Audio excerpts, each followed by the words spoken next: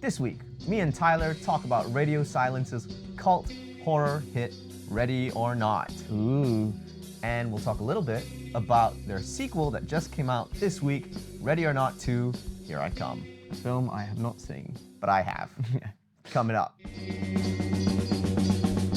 When no one keeps their faith in you, it's up to you to see it through.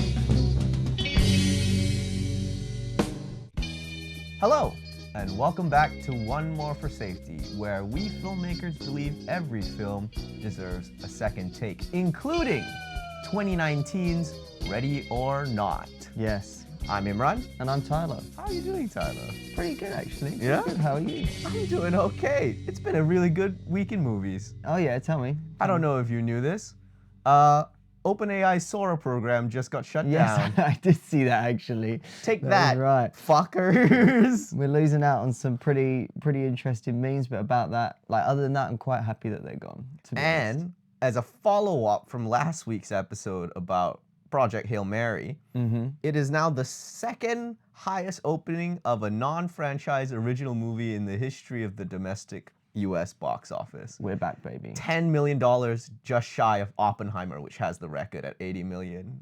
Sci-fi films still sell. Sci-fi They still sell, original films you know? that are great still sell. We want to see spacemen. I was scared that it wouldn't match up after we had realized, oh shit, The Martian made like $600 million. Yeah. There's a chance. Yeah, no, I think I haven't seen it yet still, so you can't talk about it just yet. But I'm going to see it, I promise. I will. Go. Let's talk Ready or Not. I'm ready. Are you ready? Are you? I'm not. No. Okay, this movie came out in 2019. For the listeners at home who might not have watched it before, go watch it. It's fantastic. It tells the story of a bride who is marrying her husband, A wealthy aristocratic into a wealthy aristocratic family. Little does she know that there is an old family tradition that she has to play in order to become one with the family. And she happens to pick the worst one possible by chance, which is hide and seek. Yeah.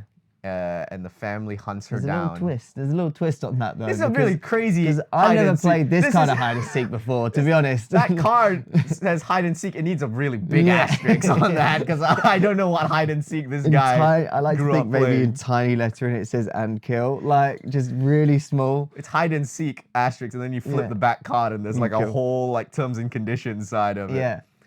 She has to survive till dawn, hiding from the family who are trying to kill her. I like this. I like this premise. To It's be a honest, great premise. fucking Yeah. premise. It's a good excuse to get one person fighting loads of different people in a Running in a claustrophobic yeah, environment. It's great. This movie is one of few movies that captures the feel that I felt.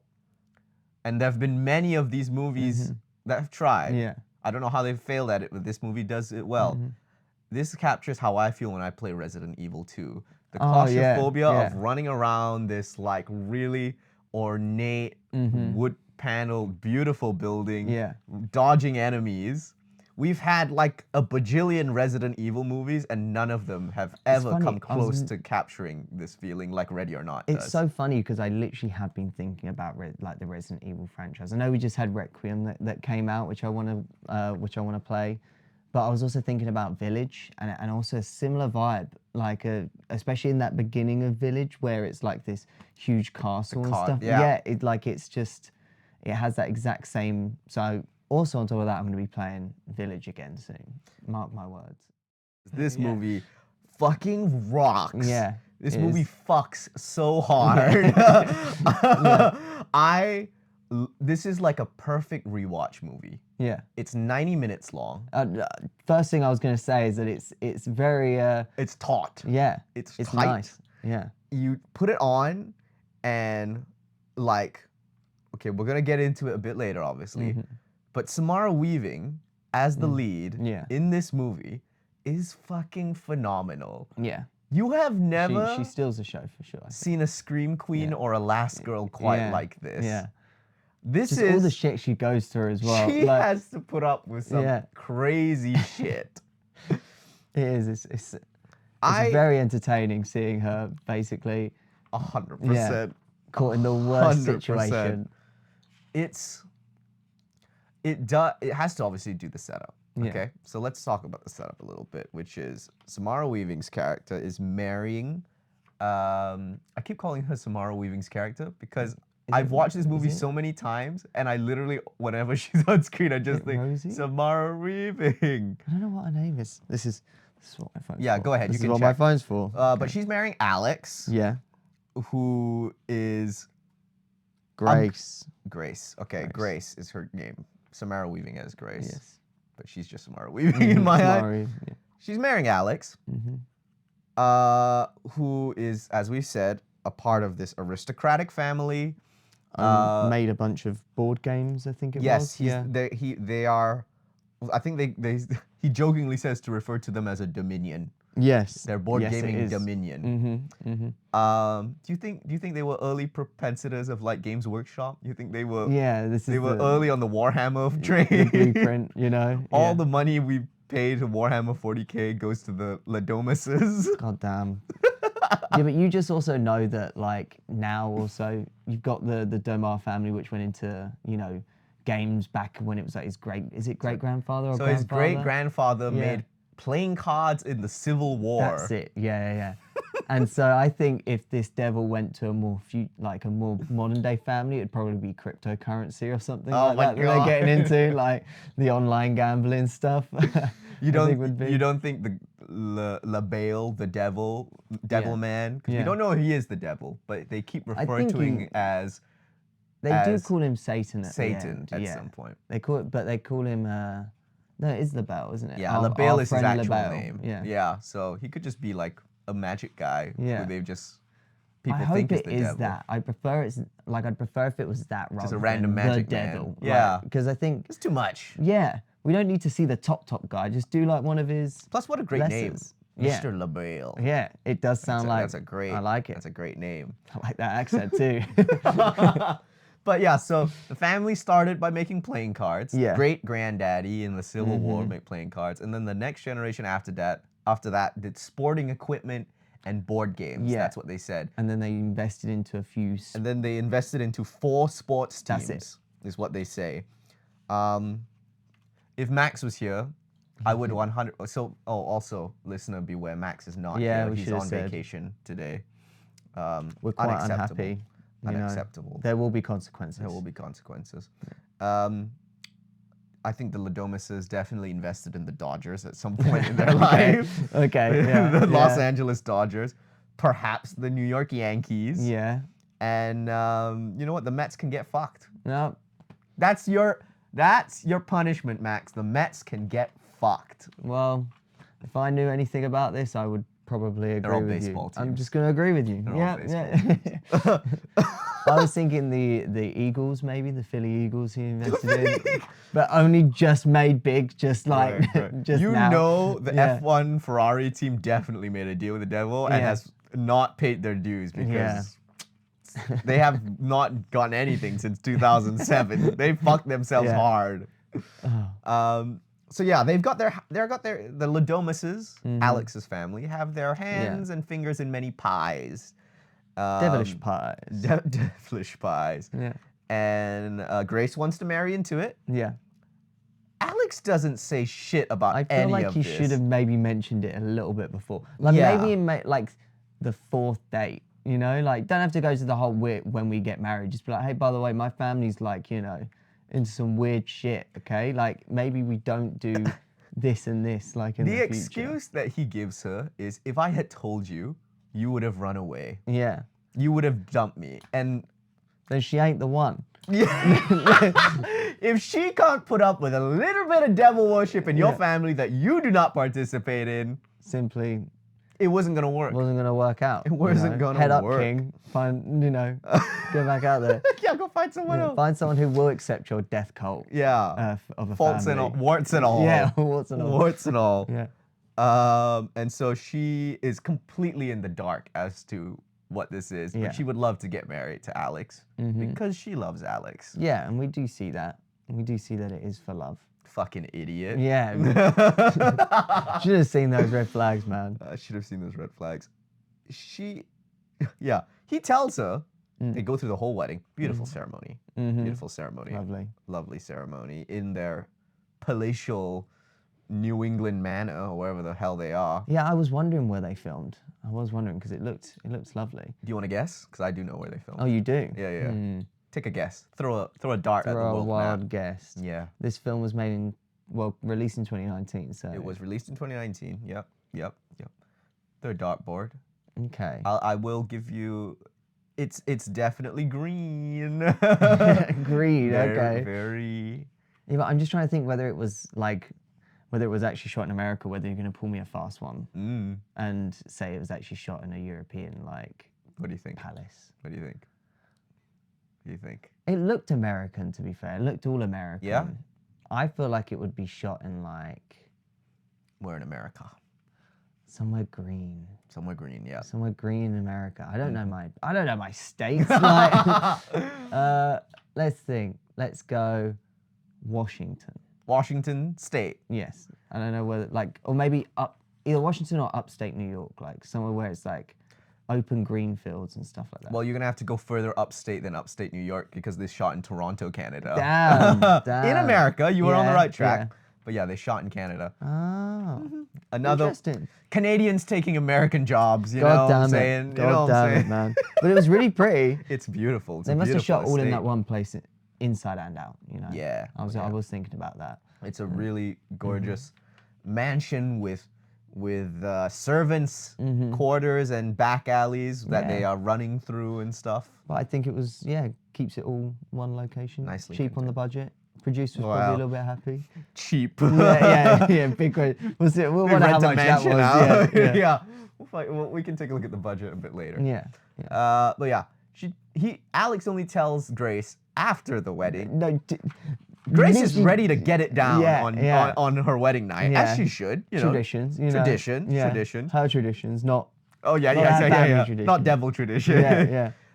She's ready to go to town, and he's like, "Calm down. Just by the way, honey. Before you Yeah. go down on me, Yeah. that's something I I need just to want to tell let you know. But they get cock blocked. Oh, yeah, by- they get by cock creepy blocked aunt. by creepy Aunt Helene, who is the opening flashback of this movie. The Yes. whole opening scene is Aunt Helene's wedding from 30 years ago, where her husband Yeah. Well, I was her wondering where the attempted connection was husband going to be, but was I- going to I get liked married it. to her, and he also had the unfortunate seek. fate of pulling hide and Just get seek. rid of that card. Yeah, man. Do Pull you- it from the just deck. get rid of it. You don't need to have that card. Well- they were very much happy enough just to have the cameras on and look, just be like, hey, when we do this fun little game of ours, why don't we just Chill the put fuck that out. card away? Yeah, Maybe yeah. you can play with that card when it's just you and your family. You know, you don't have to get other people involved. You know. The opening scene has Aunt Helene trying to get married to her husband. Yeah. Very Doesn't- quickly crossbow doesn't bolted. go well. Doesn't go well. Does not go well. Doesn't go well. And apparently this is the first time since that incident, Grace's wedding, Yeah. I mean, that this card has been pulled in 30 years. Mm-hmm. So this brings up a quick question before we get into the rest of the movie that I always think of. Mm-hmm. Here's how the game system works for the Ladomases. They have a deck of cards. Yeah. They got a very fancy, beautiful Shuffle velvet box. deck. Oh well, yeah, that's true. Beautiful velvet deck of cards. Yeah, that they. But it's not a shuffle box. They take one blank card Well, that's out. what I was thinking. So, yeah. A, what's the point of the deck of cards? Yeah. Is it all blank cards? You know, are they marker writing Yeah. what they want onto the blanks? Yeah. But they pull a blank card from a huge deck of, I assume, 52 playing cards. Yeah. They put it in a little tray that goes into the magic box that Yeah. the great grandpappy of the Ladomases, Victor Ladomas, got from LaBelle Again, yeah. on his travels. Yeah. Apparently, he won it in a game of cards on a steamer ship.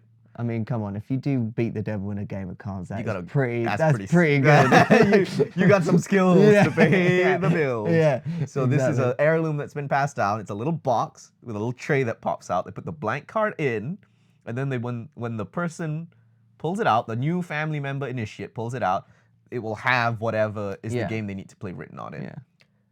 I've always wondered how many potential game options are there? Do you think some, because they say stuff like chess, backgammon, Yeah. checkers, There was another one. charades. Yeah. I think these are all things that they mention. Yeah. Do you think they've got some real obscure, like, No, they definitely do have some real obscure ones. you know? But then I also... You think you would have pulled Star Wars Squadrons from it? You had to play a 10-hour game with your tiny Star Wars ships? Or is it all... Yeah, no, you're right. What if they have like the novelty ones, you know, like Hereford Monopoly? Monopoly you know? Cheaters Edition, Yeah, where you have to cheat.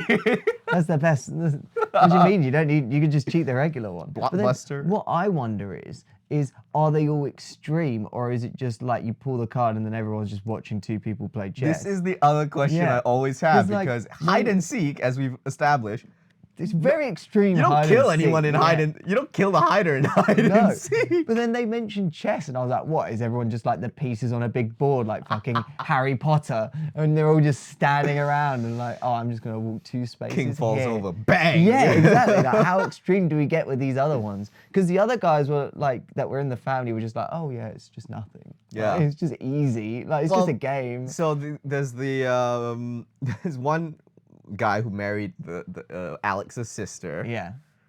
Who is To be honest, like, those two are my. they are the best. Yeah. They are the best. They're so fucking funny. We'll Yeah. definitely we'll get to the supporting cast in a sec.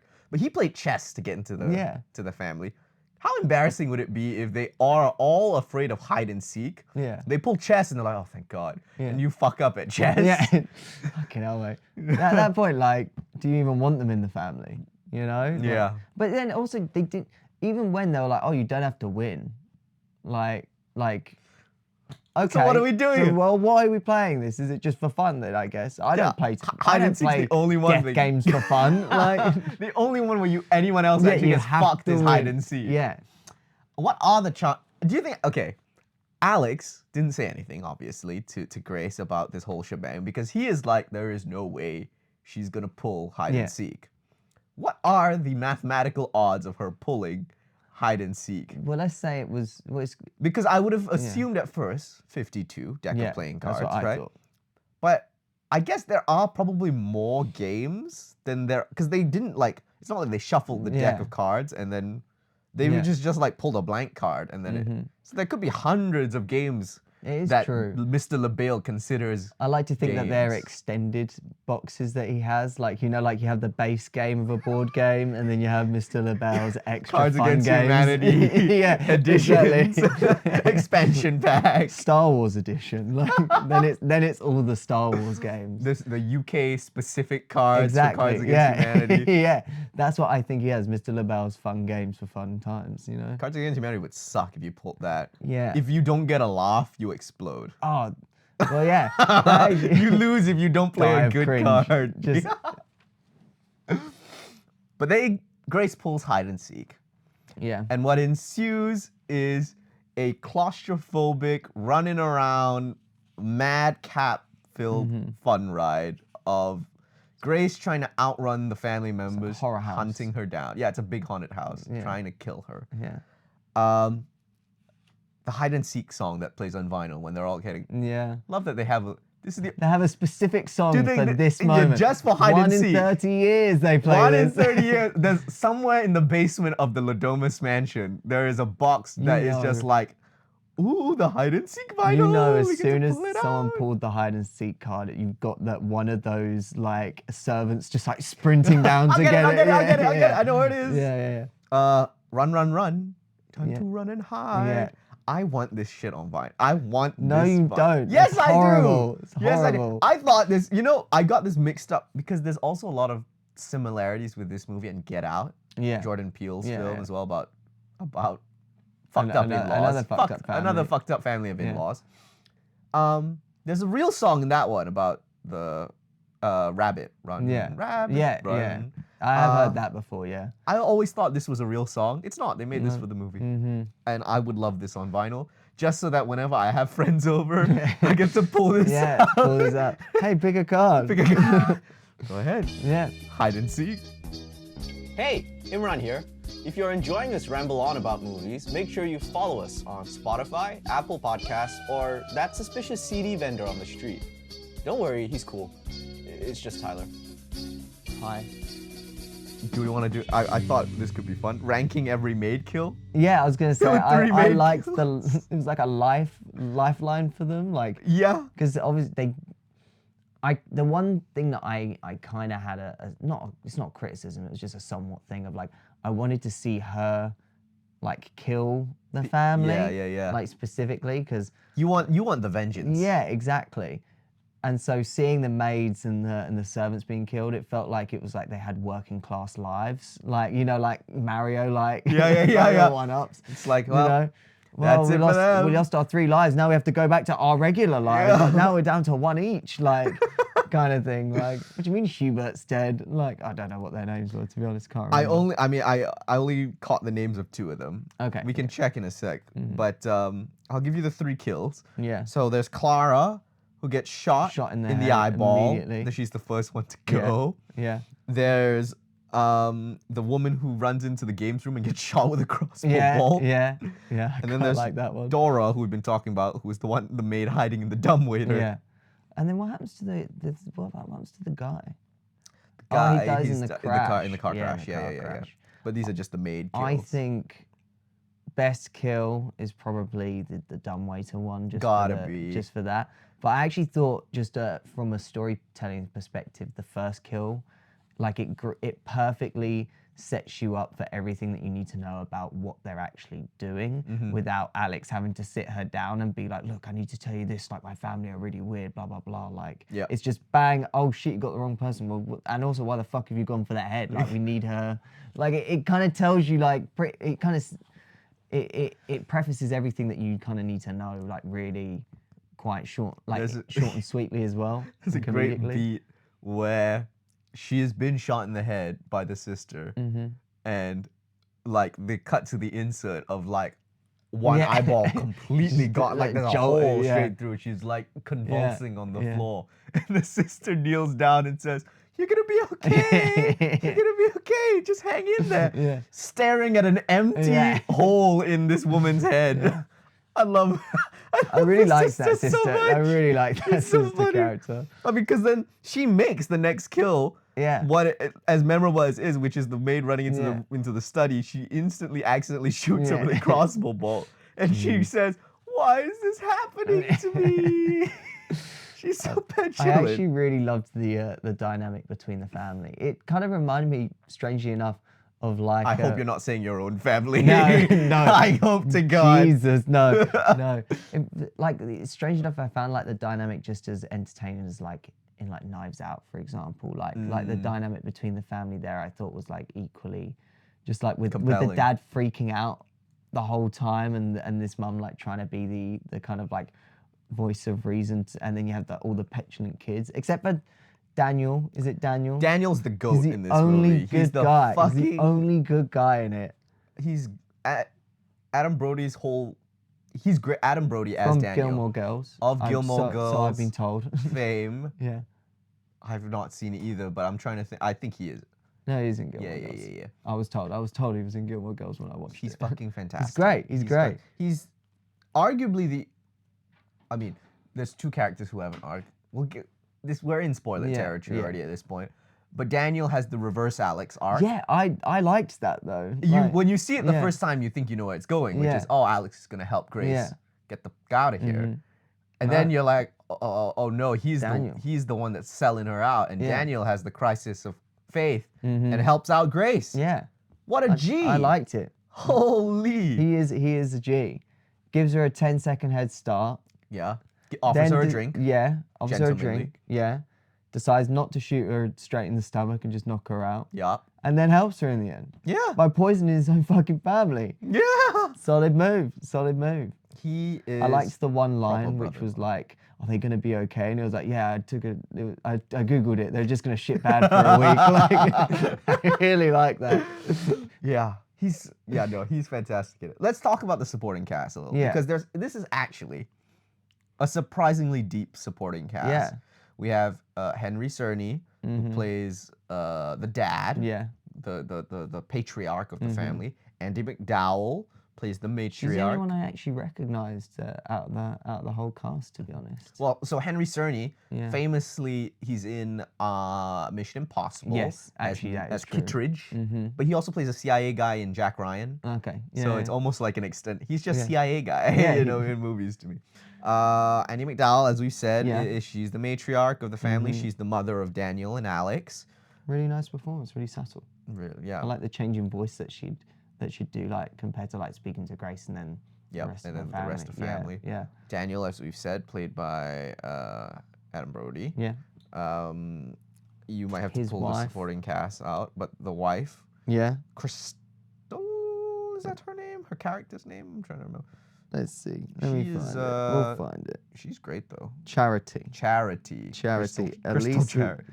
Elise Levy. I'm going to butcher everyone's names. Well, it's Elise Levesque That's it. You plays got it. Charity, who is Adam Brody's wife, who Yeah. married into the family. Mark O'Brien plays Alex, Mm-hmm. the Grace's husband. Nikki Guadagni plays Helene, the Yeah. aunt, the sister of Henry Czerny's character. Great haircut.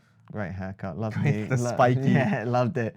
She's Loved it. like stuck in 90s like girl power She's haircut definitely mode. watches Ellen DeGeneres. Like, You think she'd enjoy Ellen maybe, DeGeneres? maybe actually, maybe not. You know, No, I think that might piss her off.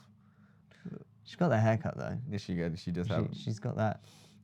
Melanie Scrofano plays Emily, the sister, The coked out sister. Coked out sister. I gotta give props to the most violent and like comedic snorting of coke I've seen in a film, which is just dipping her nose and it's literally everywhere. Like That's a.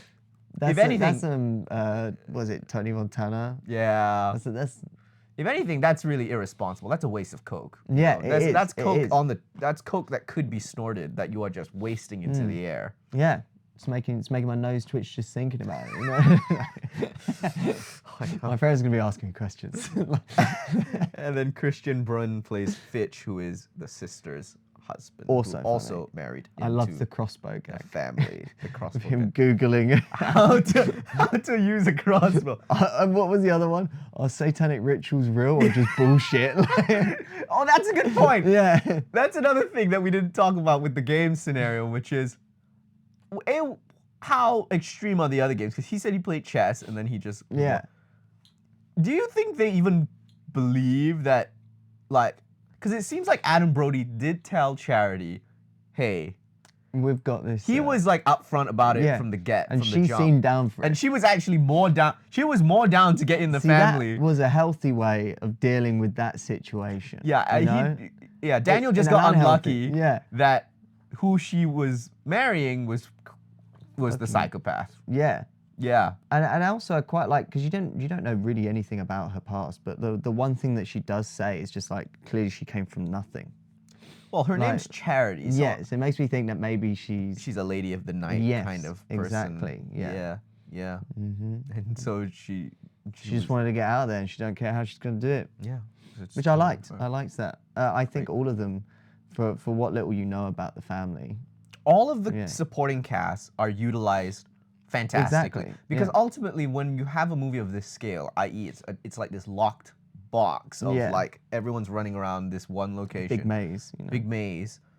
The actual character work has to drive what it Yeah. is. I mean, obviously there is the horror thriller aspects of the Mm-hmm. you know, trying to hide, the cat and mouse stuff. Yeah. But like it then boils down to how compelling are the characters, Yeah. and the entire supporting think cast they're has all- really they're all really compelling. Whether it's like why their moral compass, why they do what they do, or the comedic aspects Mm-hmm. Yeah. of it. Like you're absolutely right. Yeah. as we said, like Emily and her husband, the coked Yeah. out sister, is so fucking Yeah. funny. Yeah, for sure. You don't, because it's kind of a character archetype that is set in stone now of like the coke head, Mm-hmm. Yeah, the yeah. wacky coke head. Yeah. But she sells it so much Yeah. because I think part of it is she's the only one that has kids. Yeah, as well. Yeah. She's the only one that has kids in the Yeah. family. And she's So so she's a unhinged. cokehead and she's Yeah. unhinged. But as soon as her kids are involved, she locks in. Yeah, She yeah, locks in. Yeah. Oh, we do need to get to that ending because that ending is quite something. But we'll We'll get there. save We'll that. get there. We'll get there. I want to talk about. Well, do we want to? No, you know what? I'm going to save this award nomination till the end because I think this is the only one I want to bring up really from this film, even though this film has a bunch of great stuff. But this is the most important one, and I'll save it for later. There is a scene right after Daniel says, "I'll give you a 10-second head start." Yeah. And then Grace runs away, and then he's kind of covering for Grace in the study, and then all the family come in. Yeah. There's a great moment where Henry Cerny and Andy McDowell come stalking into the study room like they're about to pounce, like they're about to catch like a big game. And he is so dorky. Yeah. Henry Cerny looks so dorky with his fucking shotgun, like creeping into the study, saying, "Where is she?" I personally liked it when they all had hoods on. Like I like just seeing a little goofy family, just like with these satanic robes. Yeah, it's like, do you think they all got them tailored? Yeah, to fit? for sure. They had to. They had to. You got a guy. They have a guy. Yeah. Yeah. There's this is the scene that I always find so funny, which is right after they come in, and then the rest of the family start to come because Daniel has shouted like, "She's here," but she's not. She's gone. Yeah. And then when they're all here, they realize, oh shit, Grace knows what the game is now. Like she knows it's not just regular hide and seek. This is it's got to be. hide and seek XXX Extreme Edition. You know, Mega extreme. Mega extreme hide and seek till dawn. They're like, oh shit. So she know the jig's up. She knows now. Let's turn on the cameras because they set it up earlier in the movie when Grace asks, "Hey, there are security cameras. Are you gonna cheat?" Yeah. You know, that doesn't seem fair. And they're like, "No. No. We follow tradition. You know, promise. we wouldn't use security cameras. We have to play like how Great Grandpappy played back in his day. You know, with what he had. And then once they realize Grace knows that the game's up, they're like, "Oh fuck, well, better turn the cameras tradition. on." Fuck tradition. Yeah. And then Aunt Helene says, "No, we have to play with tradition. You guys don't appreciate the tradition. We can't use the cameras." And Henry Cerny has this great line where he says, "If Great Granddaddy had cameras back in the day, he would have used them." Yeah. I like that. I like that whole back and forth as well. Where doesn't she also say like you just picking and choosing? It's like obviously it's in the moment. It's about like a very funny, but it's so like I've heard. Oh, my family. This could be like so many religious conversations. Like we're just talking about something else. This is to them a religious argument that probably so many families. I do think you pick and choose. You pick and choose what you want to follow. You want to do you want to do modern day weapons or no modern day weapons. Use the crossbow or your gun. Even though, like, again, like it maybe outside of the religious thing, but I definitely like the family dynamic. I think is so well played. Like I do think the thing that I enjoyed the most was seeing the family split up and like in their different groups, like look for who her. they've paired off. Yeah, exactly. I also have to give it like the film a lot of props for. You basically get no idea of the geography of the house whatsoever. Yeah. But either way, it never feels too disorienting, if that makes sense. Like, because I think it's broken down into sections of the house, if that makes sense, and also broken down into like, okay, like it's mainly focused on inside, and then we're into a few little tunnels, and then we're into like leading out to the outside area, and then from the outside area you have the garden, and then she has to get through the gate and stuff like that. The kind of terrace. Again, it I don't know, I think the way, because it's broken down in those sections of like, okay, well, we're going to be outside for a bit, let's go to, say, the shed, and then let's, go to the, the kind of like small wooded area, try and get through the fence, held down a guy, and now you're in the woods. Like, I just think it helps people keep with the flow, even though they have no idea what the house actually looks like, or know what the map is. I will say this is something I've noticed more and more rewatch, that obviously what you're saying is so true. Like, you don't really get a sense of the geography, but it doesn't really matter. But I think the movie works in spite of it rather than because of it. And I'm surprised how little I think about. Yeah, exactly. Because there is sometimes on a rewatch where I think, oh, I wonder like how it is all connected. Because obviously you get you see the study, you see the games room, you see the bedroom, and you know that there are servants' halls and there's a kitchen and there's instructions are given by Alex to Grace at some point of like, you got to go down the hallway to the left, first door, that's the kitchen, then you got to get out. So they don't really bog you down with the specifics necessarily. You just go with the flow, the running around doors, whatever. But I would kind of like to get, I feel like there would be a little bit of tension in the knowing of like where people are at certain points. Yeah. Because like when Grace runs away from the study and then they all come in, they all encroach onto the study, part of me does want to know how close they they got. and how far they're running. Exactly. To get that sense of the chase, I think. Yeah, if that makes sense. I feel like it There's helps with the hiding aspect of like she doesn't know where she's going and like you're gonna be there and is there someone in the room? How can you tell? Like, whereas like if you had an idea of how far people were in relation to Grace, it would help you with that kind of like being chased factor, I think. There's a great movie that just came out last year from Nia DaCosta, who is the director of the Candyman remake. Yeah. She directed... Isn't she done 28 years later, The Bone Temple, the second 28 years Yeah. movie. She also directed The Marvels. So she had a movie called Hedda last year. Okay. Which is based on a play. It's got Tessa Thompson in the lead role as Hedda, and Tessa Thompson is also a character. Hedda, her character, is marrying into. Sorry, she is in wealth, and there's a whole big party at a palatial estate, and the opening sequence to Hedda is so fucking good because the whole movie is another movie that takes place entirely within the confines of an estate, and the opening scene is like this gorgeous water of her kind of going the setting up the party that is going to happen, and you get this great overview of all the locations and the geographical where they are in relation how they to are each in other. relation to each other. That really helps later on in the movie. Yeah. Because you will revisit all these exact places. Yeah. And I wish there was something a little bit like that in this movie, a little bit. I think but it works to its benefit still in works this. without. I think it works into its benefit with this because obviously it's the idea of where you're hiding. So it is a case of like you want to feel that sense of lost. You know? That's fair. That's fair. So Yeah. I think I think like you said, Grace doesn't know. Grace doesn't know the layout of the place. In one way, I She's think not accustomed. it has its pros and cons. In one way, I think it helps with the feeling of being, lost and confused and stuff like that. But I think it would have helped with building some tension up if we knew the like chase and how far people were. There's untapped tension building. Yeah. But the movie still works without think it. so. Yeah. 100% works without it still. Great sequence. Well, obviously, we've talked a lot about the actual building, but when she's out, there's two great sequences. Number one, when she goes to the kind of The barn, the goat area, barn. the goat barn, and Georgie. I was The gonna kid give, wanders I was in. gonna give an award for the What?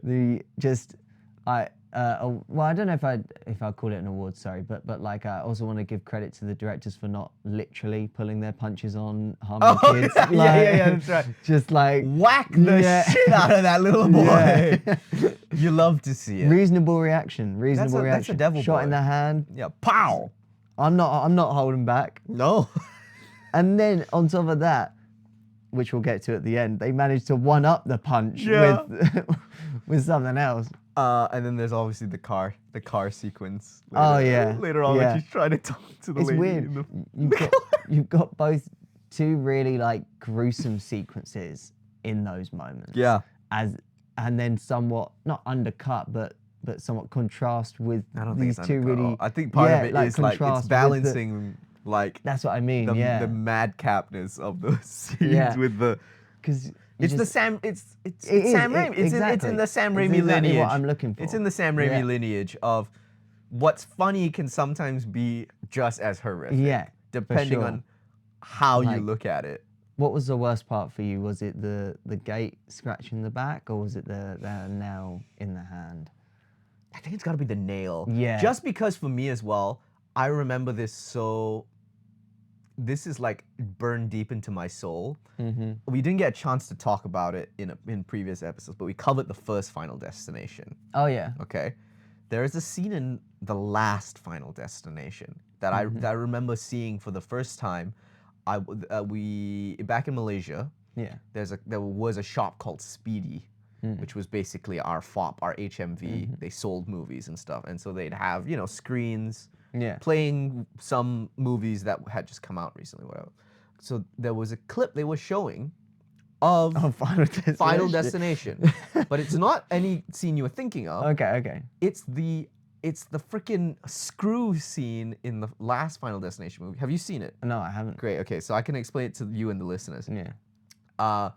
As you know, and how it works in Final Destination, death is creeping up on people who have, dodged death because of a premonition or whatever, and you get these kind of Rube Goldberg style deaths where the universe is trying to recorrect. Death is trying to recorrect. It's a scene where there's a lady doing gymnastics. She's on one of those beam poles, those raised off the ground, thin beam pole. She's doing her routine. Oh, I think I've seen. You probably have seen the clips. She's doing flips and she's doing pirouettes and whatever on the beam, and then a nail from a fan falls from the ceiling, bang, landing pointed up on the beam. Yeah. And the whole scene is the camera focusing on this freaking screw, and she's doing as her feet are shuffling around it or whatever, and it's that is so when I saw it as just even on this random screen in the CD in the movie shop as a kid, I was that's the scariest thing I've ever seen, because we all know how it would feel to get pricked by a tiny object, let alone a fucking screw or nail. So when she slams her foot down on the screw, eventually, and then she fucking, there's a whole, obviously, it's Final Destination, so that it evolves even further from there. It's a whole domino effect. That's what I think of when I think of the nail in Ready or Not, because I'm she has to quite pull it out. Yeah. She has to pull it out. But if anything, thank God that nail was there, because she was really slipping.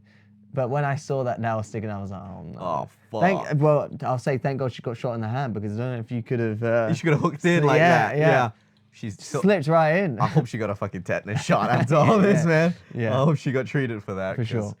That's not good. That might not be a Ready or Not 3 if she doesn't get a tetanus shot soon. Yeah, we can talk about this more when we get to the Ready or Not 2, but just with it, how it ended, I am wondering how it does continue the saga. Well, I can give you a little heads up in a bit.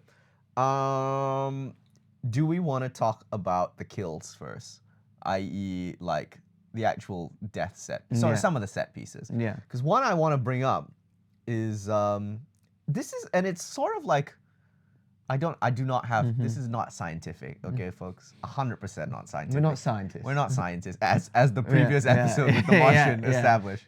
We are very poor scientists. There is a sort of, I don't know, the kitchen counter is somehow a great bastion of horror set pieces. Yeah. There are a lot of horror set pieces that take place around kitchen counters. There's a great scene in this where the butler's making tea. Yeah, he's doing the... He's singing to himself. Great voice, great pipes. Yeah. Making tea. Yeah. And Grace is hiding just around the corner behind the kitchen counter. And then obviously, you gotta have a scene where a bit of noise happens. Yeah. Grace is like, oh shit. The butler hears it, stops what he's doing, checks around the corner, and miraculously she's gone. She's gone. She's moved quietly enough. And it's just snuck around. Exactly. She's just around the corner. There are so many of them. This is sort of like a part of the furniture of horror. I mean, even something like Jurassic Park, which is a creature horror in its DNA, in its core, has a kitchen. It is a much bigger kitchen, but it is effectively still a kitchen counter sequence. That's the perfect place to hide, apparently. Apparently so. Also, I was thinking about that. I was like, I feel like if I just leaned over, I could maybe see some of that white dress or something like that. Yeah, or a bit of her blonde hair poking out the top. Knowing me, it would be I think I'm under, but clearly the top of my head is still because she's holding a long double-barreled shotgun. It's a miracle she doesn't it doesn't poke out. But also I thought that was good rather than the kind of trope of stepping on a twig. you know, or like kicking something by accident. It's her having She's to trying to load the the shotgun. shotgun. I liked that. Only for it to be fucking useless. It's just decorative. Yeah, yeah. Frauds. I was waiting for a big blast then. To be Yeah, honest. I know. You want to see like a hole in that I want to guy's see stomach. a man ripped in half by it, for crying out With loud. an elephant gun. Yeah, yeah. Did you see those fucking shells? It was setting me up for it. It's her boomstick. Yeah, exactly. Okay, before we talk further into the main Okay, yeah. thing, Before let's we go get on a into the little meat, detour because you brought up a great thing. 20th Century Fox Searchlight distributed this, specifically Searchlight, not the main 20th Century Fox label. Searchlight is kind of their sister label that deals with smaller, their cool, independent sister, exactly. But this is Radio Silence's first film with Searchlight, not their first film with 20th Century Fox. Okay. Radio Silence, was originally a filmmaking collective, not unlike. Exactly, not unlike. But nowadays, when we say Radio Silence, we refer specifically to the directing duo of Matt Bettinelli Olpin and Tyler Gillett, who are the co-directors of this movie. You probably also know them if you've never seen Radio or not. They co-directed the Scream reboots of 5 and 6. They also did Abigail. 2 years ago, the vampire ballet girl, daughter of Dracula film. I liked that. And also a horror house kind of. also another haunted horror house kind of feel. And they are attached, as of right now, to direct the new Mummy movie with Brendan Fraser and Rachel Weisz. And obviously they have just released Ready or Not 2 as well. What I was expecting. See, I think that they should definitely do a Resident Evil movie, to be honest. I know. You sold me on it. We'll see. There's still time. Hang on. In Zach Cregger we trust. In Zach Cregger. Oh, no. In Zach Cregger we trust, but there's still time for them to have a shot at this as well. They are interesting because obviously, like we said, they come from the world of like YouTube independent filmmaking. You know, they started small. The first kind of major thing they directed was a segment of VHS, which is a horror anthology film on Shudder. In 2012, they directed the 10/31/98 segment of VHS. And then their first go at a full feature film was actually with 20th Century Fox, the main label. They made Devil's Due in 2014. I've heard of that, but I don't know if I've seen it. It's about a newly married couple who are kind of doing like a video diary of their honeymoon that they will show eventually to their future kid. But as they do, they start to the strange happenings start to happen to them. It's pretty good. It is pretty good. And then in 2016, they did another segment of an anthology film called Southbound. They did the segment called The Way Out, which is about two men on the run from mysterious creatures while one is tormented by the regret of failing to save his daughter in the past.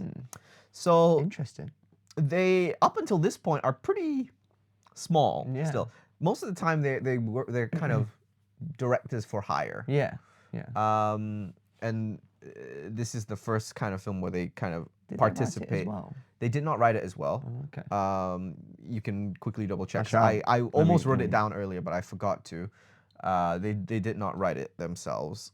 They did have writers, but this is kind of the first movie where they're they are with it from production, like working on it from the ground up. From beginning to end. Yeah. It was Guy Busick and R. Christopher Murphy. I think, especially with some of their newer films, they have a real penchant for set pieces. Like they know how to construct a horror sequence, and pair that with actually a surprising amount of empathy and depth to characters. Which is atypical of a horror. They just meet in the room usually.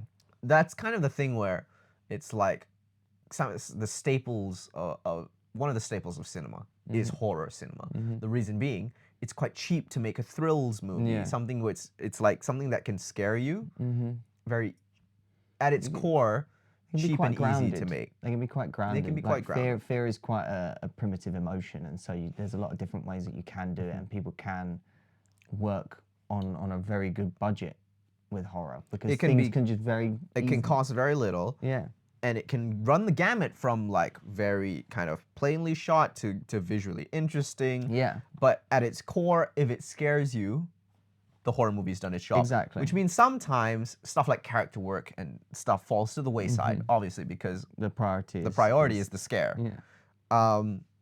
But they always manage to sneak in really great, like actual character work and story to it. Obviously, in this one, there is, as we've said, this really great sort of passing arcs of Daniel and Alex, the two brothers, where Alex is initially hesitant to join the family. He's kind of running away from it, doesn't want Grace involved. But once Grace forces his hand, and he does bring her, and then we get hide and seek and all that, he starts out wanting to help her, and then he flips and realizes... With a nice scene between him and his mum. And then also, I think it's a sense of tragedy, really, I think. Because I think it's when he sees, like, his mum's head absolutely battered in by the box. That he's like, that seems like a... And you can kind of... Although I don't think I'd ever personally be caught in a situation, you know, where my wife is battering my mum's head in with a box. With a box. Maybe the wedding goes that bad, you know, who knows? But, like... You can imagine. Too many drinks. Yeah, and the wrong conversations. But I think like, what I think maybe is you tap into that kind of like motherly love that a son has, and like that choice between like. Well, it's set up in and the opening bride. scene it's very funny because you can so clearly tell in the opening scene, which takes place 30 years later, there's a moment where the two boys, young Alex and young Daniel, are comforted by their mother, Andy McDowell's character, after Helene's husband is killed in hide and seek. She's like trying to tell him it's gonna be okay, and they, of course, they're both mama's boys. They're both mama's boys. But they couldn't show Andy McDowell's face because they just couldn't afford the de-aging. Couldn't do the de-aging. We all know what young Andy McDowell looks like from 30 years ago. And it would be really hard to match that. I think it'd be very uncanny valley. It would be. Although I feel like it's smart how the way they did it. They just showed it over the shoulder. Yeah. I actually would have liked to see her face. Just what would you do? Just makeup. Just get Margaret Qualley. Yeah. Just get Margaret Qualley. Yeah, maybe. Who is Andy McDowell's daughter, for the record. Yeah. Just dress her up. Yeah. Why not? Why not? Oh yeah, there's another cast, and actually Margaret Qualley is probably not. Probably busy and expensive. Well, no, it wouldn't have been at the time. Yeah, I suppose 2019. She would have been Same time as Once Upon a Time in Hollywood, isn't it? Yeah, that's right. Yeah. So that was really her kind of, to me at least, her that breakout. was a breakout. Yeah. She's on that HBO show as well, I think. Leftovers. Is she on that? Maybe. Yeah, so. you might be right. But she's, Yeah. I feel like they could have afforded Margaret Qualley. Yeah. Us nitpicking this movie. It's fucking great. We're just talking just about being stuff. annoying. We're just being annoying because we like to be annoying. For your entertainment. There is no world in which we could make a movie as good as Radio Not right now. Probably, you know. We like to talk about it like we could. Exactly. One day. Yeah. One day. Hey, with your support, man, we'll do this. One day.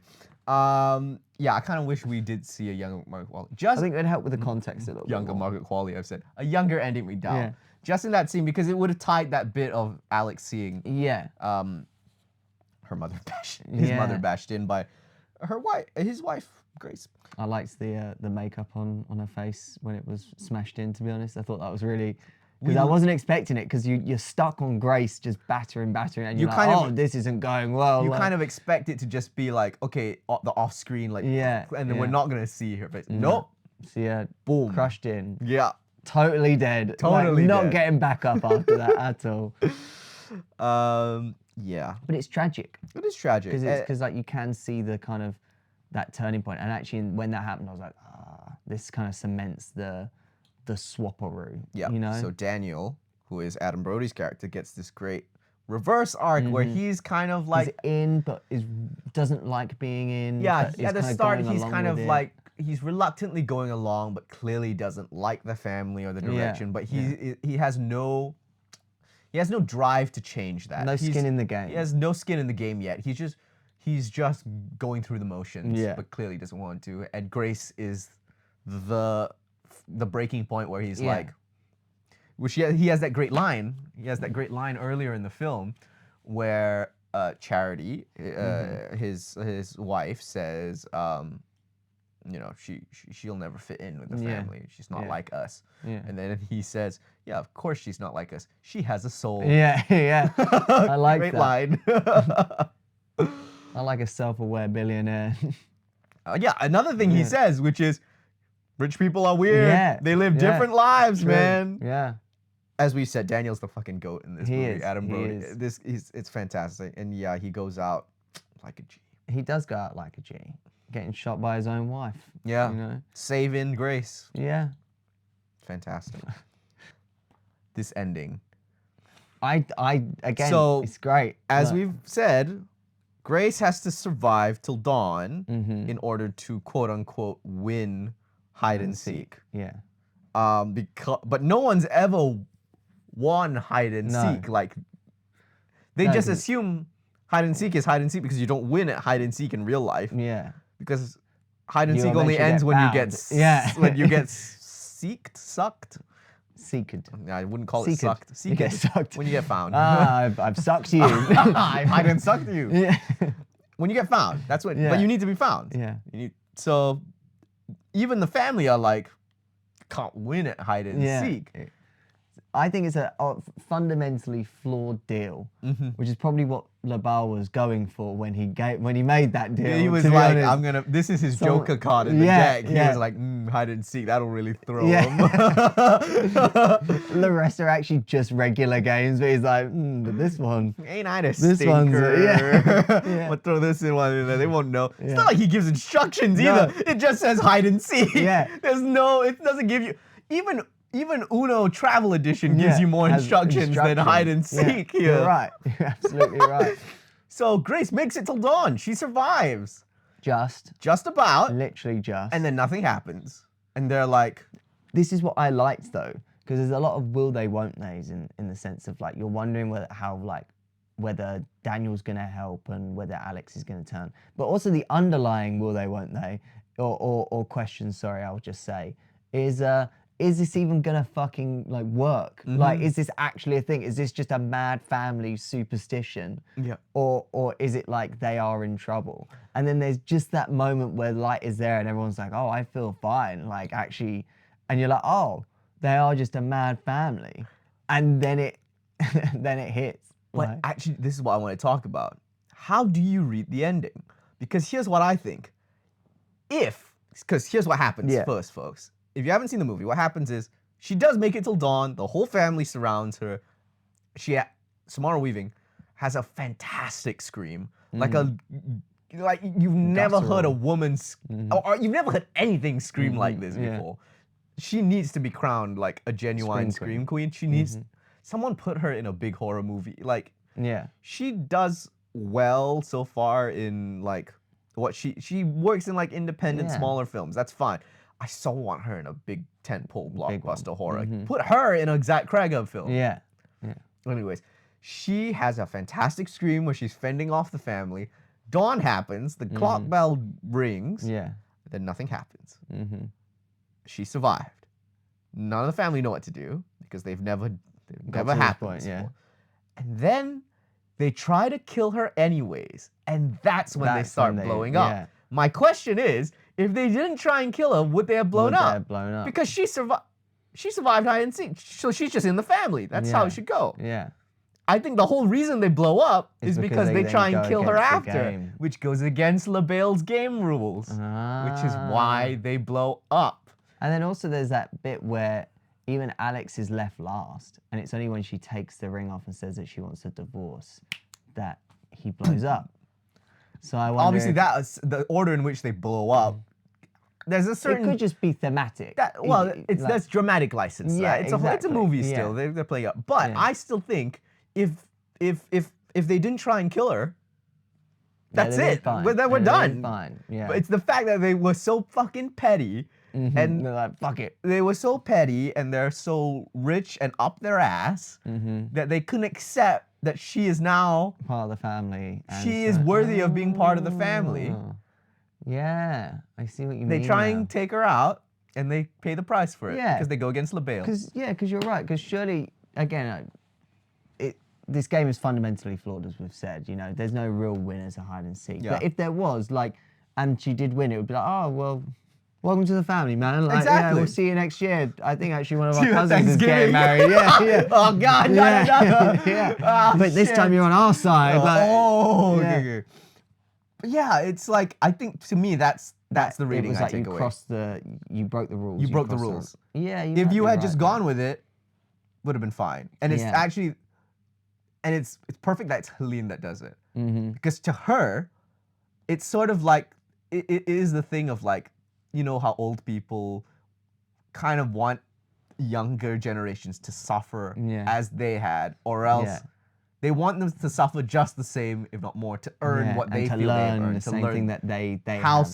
that's why how have they that kind of rationalize. what like stubborn wisdom kind of thing. So Helene is 30 years ago. Obviously, her Yeah. husband died, Yeah. or her husband to be died, because of this game. yeah, And she's like, no. If I suffered, I'm You're gonna the- make you suffer, yeah, bitch. Yeah. And then she blows up. I think you might be right there. Yeah. I will say the one I liked the corniness in it, but the one thing tiny step too far on the corniness factor was seeing the actual LaBelle at the chair. I don't know. It's just just a Victorian dude? He's just Matt like- Berry, like. You really are the biggest bastard Yeah. in New New York England. Yeah. But I think and then they all blow up. And it's fucking so great. And like you said, the kids blow up off screen. Yeah. It is very funny the way she's like, they all run off and then the blood flies yeah. off. I like off that. screen. I did like that. God, cleaning that up must have been a nightmare after shoot. Yeah. Oh God, you'd be hoping just that none of that went into any old antique like paintings or artifacts there. Yeah. But then as well, you had, as well as that happening, the house just casually burning down. No Yeah. one's smelling nothing. No, Yeah, no yeah, one's it's smelling true, nothing. I guess, Maybe as it's a well. big house. It's a big enough house. It that is a maybe pretty huge it was house. far enough away that Yeah, they it started they like couldn't the smell it. other side. You know? And then it ends with the greatest ending line of Jesus, what happened? In-laws. Like, yeah. love that. It's I also wonder, good. maybe you can talk about this, or maybe I'm guessing this for the sequel, Mm. but also, she definitely considered a suspect in this situation for sure. We could talk She's about got it to in the be. sequel. Because I was gonna say, All like, those firefighters and police come and they see this woman drenched in blood Yeah. in a wedding dress on the porch, smoking a cigarette as the as house, the house is burning behind down, her. like, It's like, yeah, maybe we should ask her some questions. did she do this? It's like, I mean, she did in-laws, not do it, but, you know. But maybe that was part of LaBelle's final troll. You know, maybe that's what LaBelle is. He's just he is the devil. He's a- devil? Yeah. He's I a like to think that he is a lesser devil, not Tiny Satan D. himself. Yeah, tiny D devil. Tiny you know, D devil. and he's just like the Lowercase d. equivalent of a 4chan troll. You know, just like, oh, I'm gonna come up with some fun games. He's to, he's a demon. to get normies. He's the board game demon. Whenever a family is torn apart by Monopoly, That's him. That's him. That's him. That's him. He relishes. when you swap 20 cards to a friend of yours in He- Uno and they disown you for life, that's He LaBelle. gets so horny just hearing people is- argue over Monopoly. He like is rock that is- hard yeah. when you get sent to jail in Monopoly. As soon as people start flipping board games, he's flipping his board game. That's all I'm saying. You know? Yeah. What are some like rage board game moments that you feel like would be worthy of a LaBelle game night? Okay. What are some Well, I think Monopoly's always going to be Definitely gotta put always going to be Monopoly. one. because they've put the classic games in there, Yeah. but there are a lot of board games out there. Mm-hmm, So do you have any like what board games do I find unfathomably frustrating?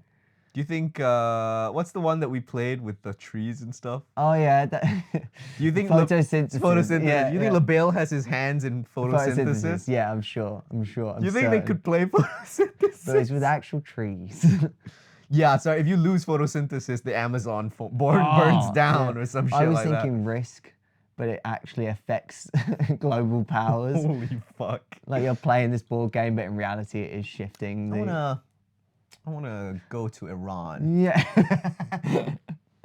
Yeah, I think I'll go with Iran. Yeah, I think I'm gonna go with Iran. Yeah. I'll block the Strait of Hormuz. Yeah. That's a great idea. Okay, let's move on. Let's We'll take do a quick break and then we'll come back. We'll do the Omas and shelf life. Hey, Imran here. If you're enjoying this ramble on about movies, make sure you follow us on Spotify, Apple Podcasts, or that suspicious CD vendor on the street. Don't worry, he's cool. It's just Tyler. Hi. All right, Omas, one more awards. Mm-hmm. This will be a quick one because there's only one that I really want to nominate this for. I mean, there are some. We can talk about an Iris Henderson Physical Comedy Award. There's a really funny moment where Alex tells her, "We gotta. It's a game. Yeah. We have to play a game." Right after they're about to. Grace is trying to have wedding sex. Yeah. And Alex is like, "Calm down, hun. We have to play some games. There's some shit I have to tell you. I have to we meet. have to play this board You have to game." meet Uncle Jigsaw. Yeah, exactly. And then she does this like, she so doesn't know what she's in for, but she's like, "A game? I better put my game face on." And Yeah. she's flirting, and then Yeah. she does this little dance Yeah. where she's like, I like that. and Alex is looking like, "You have no idea what the fuck Yeah, we're about to you're do. gonna die, You're getting fucked in a Yeah. second here. Just not the way you expected." Yeah. Very easy one. This is what I want. A new award I want to bring up. The See You Next Halloween Award for most iconic fits. The ripped wedding dress, Yeah, I thought- shotgun bandolier, the red That is sick, shells, yeah. and her yellow Converses are It so is a great look. fucking iconic. I like the Jesus. Yeah, exactly. She sees herself Yeah. in the mirror. It's so fucking great. It is a sick outfit. I want that outfit. Yeah. I feel Yeah, like I wanna wear it. I want to wear that. Yeah. I'll get a blonde wig Yeah. just to do this I'm outfit. gonna hold you to it. I'm gonna hold you to it, man. Okay, don't be too Yeah. excited. Yeah, that's why I want the See You Next That is a next great Halloween award. That is a great horror outfit. Yeah. There's some real Instantly iconic ones, and I think that it's up there for sure. So for you've got the Adam Brody Dickie Bow, Yeah. and I'm like The wedding wedding dress. dress. Yeah. Well, actually, I think the wedding dress is a far more iconic. But I respect a good Dickie bow. You know? And then shelf life. Yeah. Pretty fucking simple shelf life. Yeah. This is a front and center for you, is Get it? it on 4K. Yeah. Get it on 4K, boys and girls, because it is fantastic. I actually don't think there is a 4K of this out there. Not There's only yet. There's only a Blu-ray. Not Yet. yet. Mm-hmm. Mr. LaBelle willing. Yeah. Yeah. I'd also agree with you. I really enjoyed this film, and I'd probably rewatch it again and show my friends and family. Like, hey, check this out. Which is what I usually do. Yeah. Whenever anyone meets me or sees me, I'm like, hey, have you seen this film? I brought it with me, actually, funny enough. We'll stick it on now. And then Look. after you've played the movie, you're like, "What do you guys think?" Yeah. And they're like, "Oh, it was great. It was So I'm great." like, what do you guys think? man? Yeah. What do you guys think of the movie? Yeah. And then they're like, "Yeah, it was great." Okay. And I was like, "Oh, okay. So do you guys want to play a game?" Yeah. Yeah. Yeah. I actually got this box. Funny enough. Yeah, it's fantastic. It's on Disney Plus. If you don't have a Blu-ray player and you want to watch it, it's on Disney Plus. Yes. Here in the UK at least, and I assume it will be otherwhere because it's 20th Century Yeah, I Searchlight. think so so. Yeah. It will be on. Yeah. it will be on there. Because Disney owns everything now. Yeah. Okay. Ready or Not 2.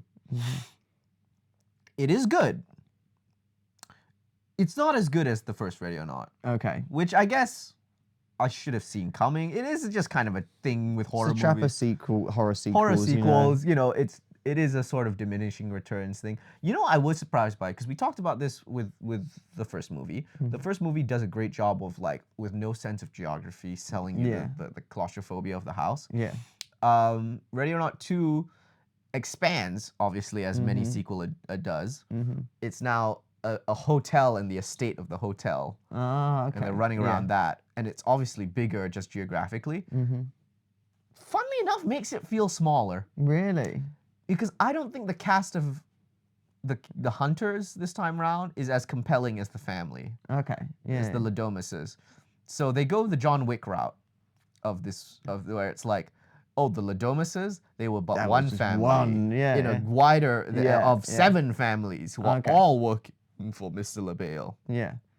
And And Grace is hunting them down. so Grace is the last remaining member representative of the Ladomises. Ah. And now there's like these families are in a kind of council, Oh. and the Ladomises were the head of said council.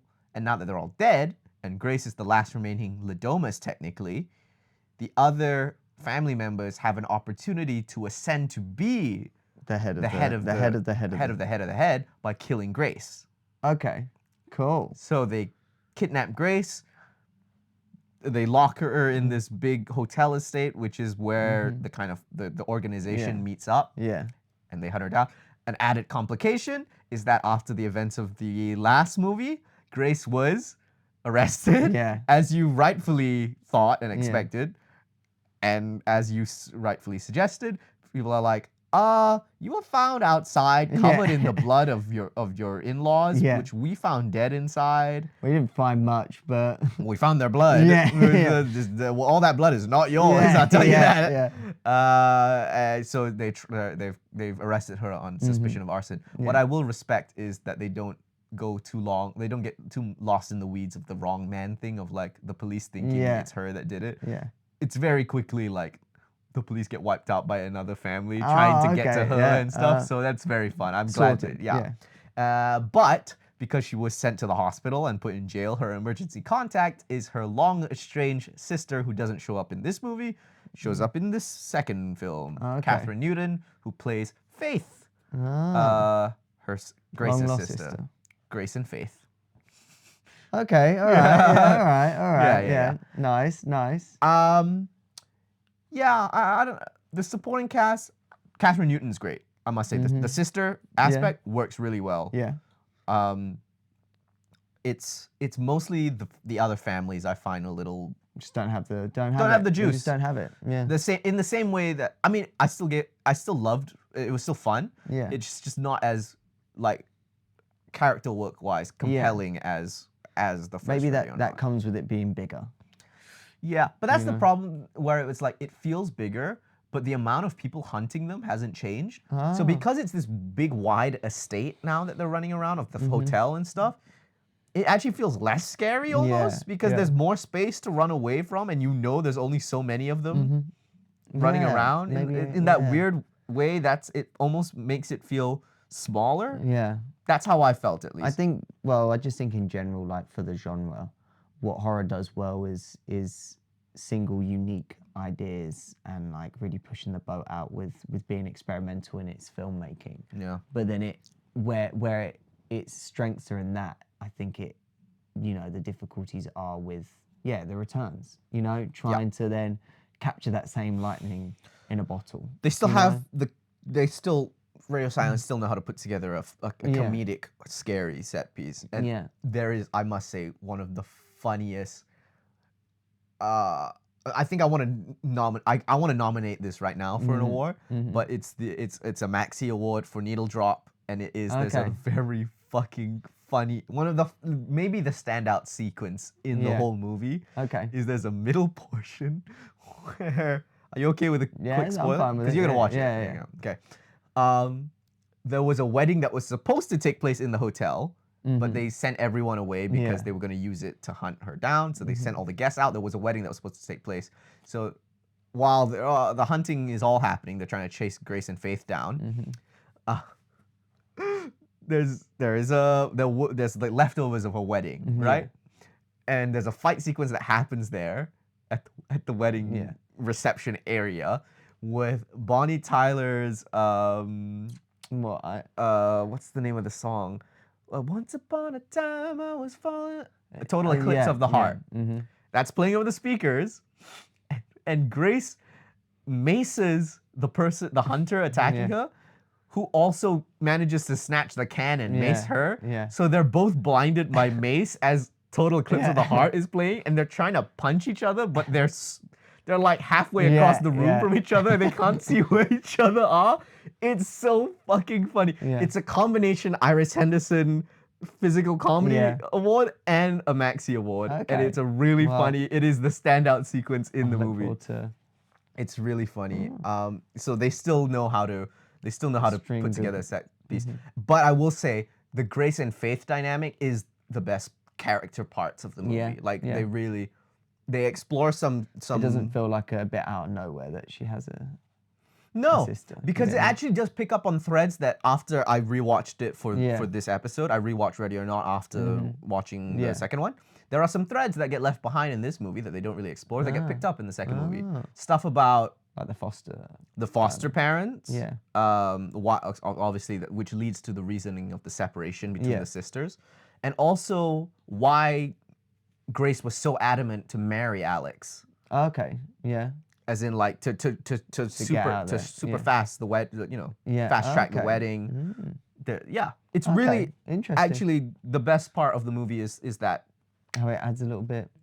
a bit more depth Yeah, to Grace I and like that. and her relationship with Faith. It's really great. Okay.